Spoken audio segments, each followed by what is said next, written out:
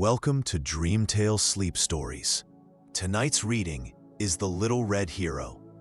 Settle into your bed or sofa and let your shoulders, jaw, and eyelids grow heavy. Inhale slowly, 1, 2, 3, and sigh the air away, allowing the day to fade into quiet dark. With every soft inhale, you invite fresh English phrases. With every gentle exhale, stray thoughts drift farther off. Behind my voice flows a gentle melody, renowned for guiding the mind toward deep relaxation. Keep your eyes closed or follow the captions, whichever feels right. Simply receive the rhythm and resonance of the language. Deep in rest, tonight's phrases will take root like seeds, ready to bloom into stronger English skills with the morning light. When you feel settled, hold that unhurried breath and allow yourself to drift into the tale. The Little Red Hero begins now. And when the story's final line has faded, the music will linger a little longer, carrying you gently deeper into sleep. The Little Red Hero.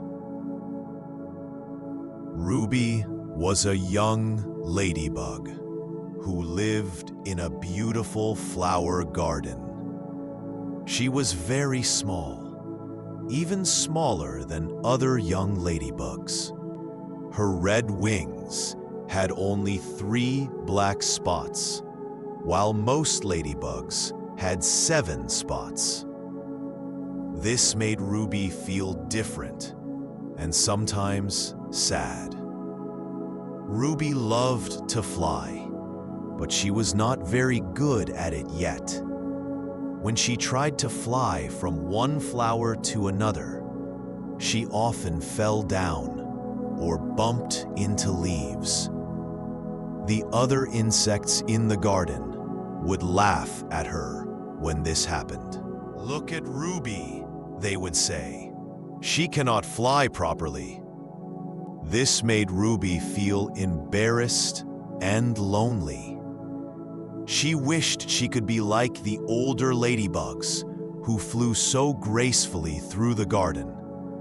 They looked so confident and strong as they moved from flower to flower, searching for aphids to eat.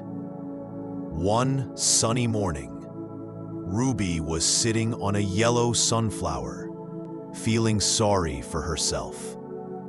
She watched the bees flying busily between flowers, collecting nectar. She saw butterflies dancing in the warm air with their colorful wings. Everyone seemed so happy and confident, except for her. Suddenly, Ruby heard a tiny voice crying for help. "Help! Help! Someone please help me!" The voice was coming from a rose bush nearby. Ruby looked carefully and saw a small green aphid stuck under a heavy drop of morning dew. Ruby knew that ladybugs were supposed to eat aphids, but this little aphid looked so scared and helpless. Ruby felt sorry for the tiny creature. She flew down to the rose bush, though her landing was not very smooth.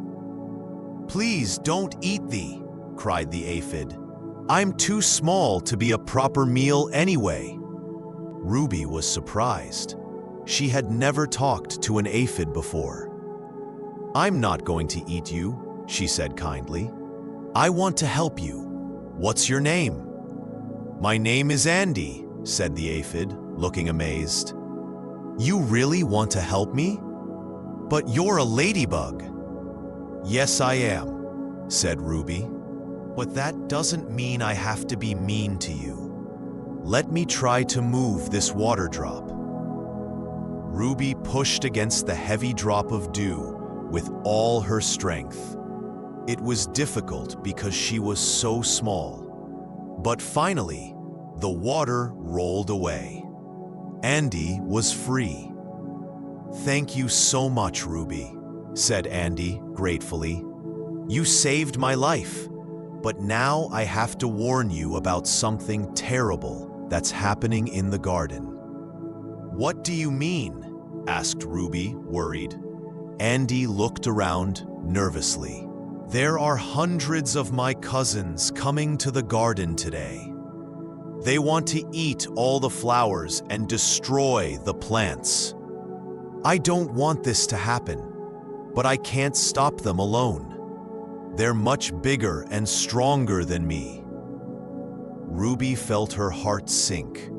If hundreds of aphids attacked the beautiful garden, all the flowers would die. The bees would have no nectar to collect. The butterflies would have no place to dance, and all the lovely colors would disappear. "Where are the big ladybugs?" asked Ruby. "They could stop the aphids easily."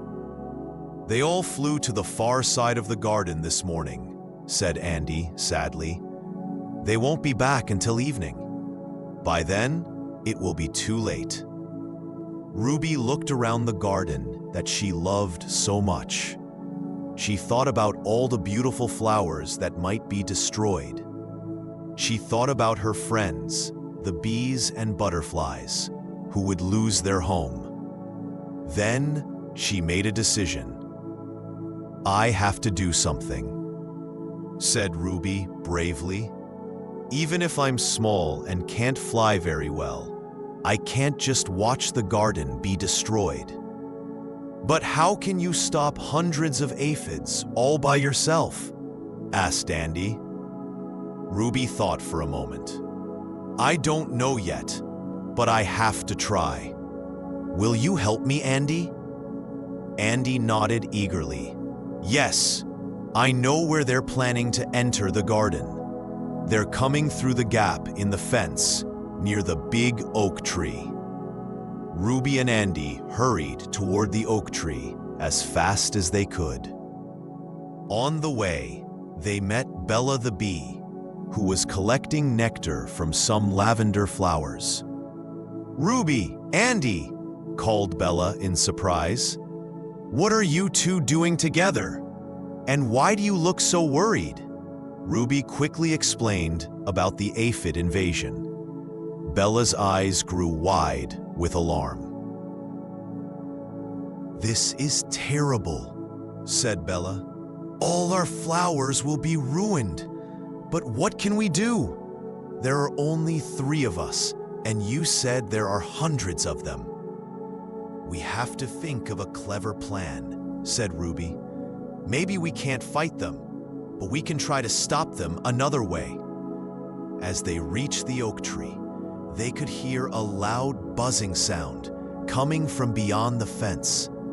Through the gap, they could see a huge group of large, hungry-looking aphids marching toward the garden. "Oh no," whispered Andy. "They're even bigger than I thought, and there are so many of them." Ruby felt scared, but she tried to be brave. She looked around for anything that might help them. Then she noticed something interesting near the fence. There was an old garden hose lying on the ground, and next to it was a small sprinkler that the gardeners sometimes used to water the plants. Ruby remembered how the aphids didn't like water very much. "I have an idea," said Ruby excitedly. "Bella, can you fly to the house and turn on the water tap? Andy, can you help me move this sprinkler to point at the gap in the fence?" "But the sprinkler is huge," said Andy. "How can we move it?" "If we work together, we can do it," said Ruby with determination. "We don't have to be big to be strong." Bella flew as fast as she could to the house. Ruby and Andy began pushing the sprinkler with all their strength. It was very heavy, and they could only move it a little bit at a time. Ruby's wings were getting tired, and Andy was breathing hard. Just as the first aphids were starting to come through the fence gap, Bella reached the water tap and turned it on. Water began flowing through the hose and out of the sprinkler, creating a strong spray right at the entrance to the garden. The aphids stopped in surprise as they were hit by the cold water. They didn't like it at all and began backing away from the fence. "It's working!" shouted Ruby happily. "Keep the water flowing, Bella!" But then Ruby realized there was a problem. The sprinkler was only covering the main gap in the fence. She could see some aphids starting to look for other ways into the garden. "Andy, we need to move the sprinkler to cover more area," said Ruby. "But we're not strong enough to do it quickly." Just then, they heard a familiar voice. "Ruby, what are you doing?" It was Sophie the butterfly, landing gracefully next to them, with her beautiful orange and black wings. "Sophie," called Ruby, "please help us. The aphids are trying to invade the garden." Sophie looked at the situation and immediately understood. "Green the grasshopper is just over there," she said. "I'll get him to help." Soon, Green the grasshopper came hopping over with his strong legs. "I heard there's trouble in the garden," he said. "What can I do to help?" "Help us move this sprinkler," said Ruby. "We need to cover all the gaps in the fence." With Green's strength and everyone working together, they were able to move the sprinkler quickly from place to place. Every time the aphids tried to find a new way into the garden, the team was ready with the water spray. The aphids became more and more frustrated. They were getting very wet and couldn't find a way into the garden that wasn't protected by water. Finally, the leader of the aphids called out, "This garden is too well protected. Let's find an easier place to feed." The whole group of aphids turned around and marched away from the garden, looking for somewhere else to go. Ruby, Andy, Bella, Sophie, and Green cheered with joy. They had saved the garden. "We did it," said Ruby, hardly believing what had happened. "We actually stopped them." "You did it, Ruby," said Bella admiringly. "It was your idea to use the water and your courage that made us all work together." "I couldn't have done it without all of you," said Ruby modestly. "We saved the garden as a team." Andy looked at Ruby with great respect. "Ruby, you're the bravest ladybug I've ever met. You saved my life, and then saved the whole garden, even though I'm supposed to be your natural enemy." "You're not my enemy, Andy," said Ruby with a smile. "You're my friend. Friends help each other, no matter how different they are." Sophie fluttered her beautiful wings. "Ruby, you may be small, but you have the biggest heart in the whole garden. You showed us that being a hero isn't about being big or strong. It's about being kind and brave and caring about others." Green nodded in agreement. "And you showed us that when friends work together, they can accomplish amazing things." As the sun began to set, the older ladybugs finally returned to the garden. Ruby's mother landed next to her and looked around in surprise. "Ruby, dear, what happened here? Everything looks perfectly fine, but I can smell that there were aphids nearby." Ruby told her mother the whole story about the aphid invasion and how she and her friends had worked together to save the garden. Her mother listened with growing amazement and pride. "My little Ruby," said her mother, with tears in her eyes, "I am so proud of you. You showed real courage today, and you made friends with insects from all parts of the garden. That's what being a true hero means." That evening, all the insects in the garden gathered around Ruby to hear her story again. Even the insects who used to laugh at her flying now looked at her with respect and admiration. "Tell us again how you thought of using the water," said one young bee. "And tell us how you became friends with Andy the aphid," added a small butterfly. Ruby told her story happily, but she made sure to emphasize how important her friends had been. "I couldn't have done anything without Bella, Andy, Sophie, and Green," she said. "The real magic happened when we all worked together." From that day on, Ruby felt much more confident about herself. She still wasn't the best flyer in the garden, and she still only had 3 spots instead of 7.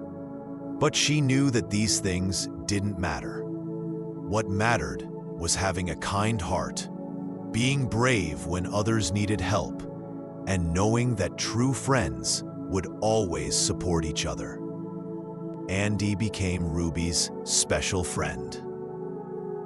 And even though it was unusual for a ladybug and an aphid to be friends, all the other insects in the garden accepted their friendship. Andy helped Ruby learn more about different parts of the garden, and Ruby protected Andy from any ladybugs who might want to eat him. Bella, Sophie, and Green also remained close friends with Ruby. They often worked together to solve problems in the garden and help other insects in need. Ruby's flying improved over time. But more importantly, she learned that being different wasn't something to be ashamed of. Her 3 spots made her special and unique. Her small size allowed her to fit into places where bigger ladybugs couldn't go. And her kind heart made her a friend to insects that other ladybugs might not notice. The garden became a more peaceful and friendly place because of Ruby's example. Insects who had never talked to each other before began to form friendships. When problems arose, everyone worked together to find solutions instead of fighting. Ruby's mother often told other adult insects about her daughter's heroic deed. "Ruby taught us all something important," she would say. "She showed us that heroes come in all sizes, and that the most important thing is not how you look, but how you treat others." As months passed, Ruby grew a little bigger and became a better flyer, but she never forgot the lesson she learned that day. Whenever she saw another young insect feeling sad or left out, she would remember how it felt to be different and would reach out to make a new friend. The garden remained beautiful and safe, protected not just by water sprinklers, but by the friendship and cooperation of all its inhabitants. And at the center of this peaceful community was Ruby, the little red hero who proved that the smallest insects can make the biggest difference when they have courage, kindness, and good friends by their side. Ruby often sat on her favorite sunflower in the evenings, watching the sunset paint the sky in beautiful colors. She would think about her adventure and smile, knowing that she had found something much more valuable than perfect flying skills or 7 spots on her wings. She had found her true self and learned that being a hero means caring for others and bringing friends together. And every night, as she settled down to sleep among the flower petals, Ruby dreamed of new adventures and new friends she might meet tomorrow. For a little red ladybug with a big heart, every day in the garden held the possibility of making the world a little bit better and a little bit brighter. The garden was full of beautiful flowers, busy insects, and most importantly, it was full of friendship and hope, thanks to one brave little ladybug who dared to be a hero.